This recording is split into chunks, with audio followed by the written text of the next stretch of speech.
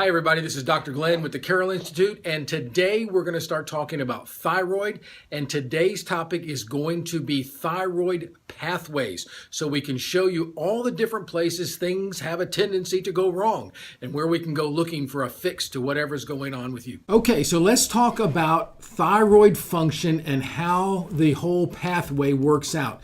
Up in your brain, there's this thing called your hypothalamus, and your hypothalamus is like the air traffic control person at your local airport. And their job is to make sure everything runs properly, nobody runs into each other, and everybody gets where they're supposed to on time.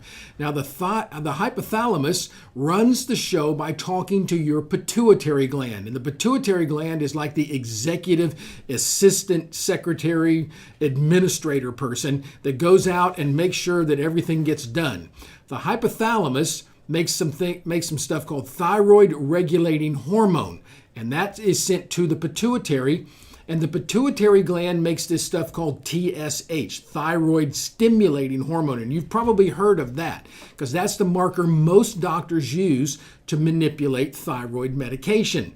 Now, the thyroid makes basically two things. It makes some stuff called T4 and it makes some stuff called T3, and T3 is the active form of the hormone. So think of it like this. T4, that's like crude oil. You've got to have it, but you can't put it in your car. You've got to take it over to the refinery and turn it into gasoline, then you can use it. Here is the problem. About 93% of the output of the thyroid is T4 and only about 7% is T3. So we have to do what's called convert this T4 into T3 so that we can use it. So the first thing that happens is the T4 gets taken over to your liver. Now the liver does a lot of things, and it's really an unsung hero in the whole show of how the body functions. But in the liver, you convert about 60% of this T4 into T3. This is good, and this is really important. In order to do this, you need some things called cofactors. One is this stuff called 5. That little thing means prime deiodinase, and that's an enzyme. You need some selenium. You need some serotonin.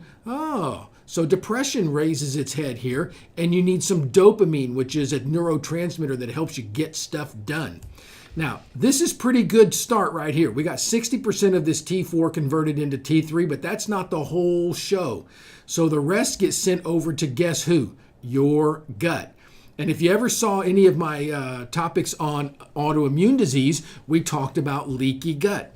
Now, in your gut, you convert about another 20% of your T4 into T3. This is good.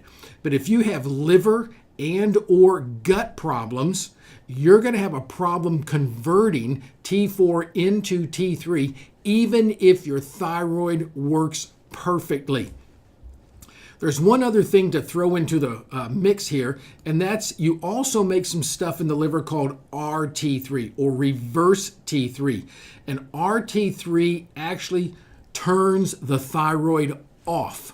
And the thing that causes you to make lots of RT3 are your adrenal glands. And your adrenal glands respond to your fight or flight response. Because when you're stressed out and fight and flighting, you don't want to be wasting time on your thyroid. It's like when you drag race your car, if you ever tried that, you turn off your air conditioner. You don't want to be running the air conditioner while you're trying to drag race the car. So what happens is the adrenal glands, when they're doing a fight or flight response, they turn off climate control. And this is like your climate control mechanism. And the adrenal glands do this by making some stuff called cortisol. And we're going to talk about cortisol later. Have a great day. Bye.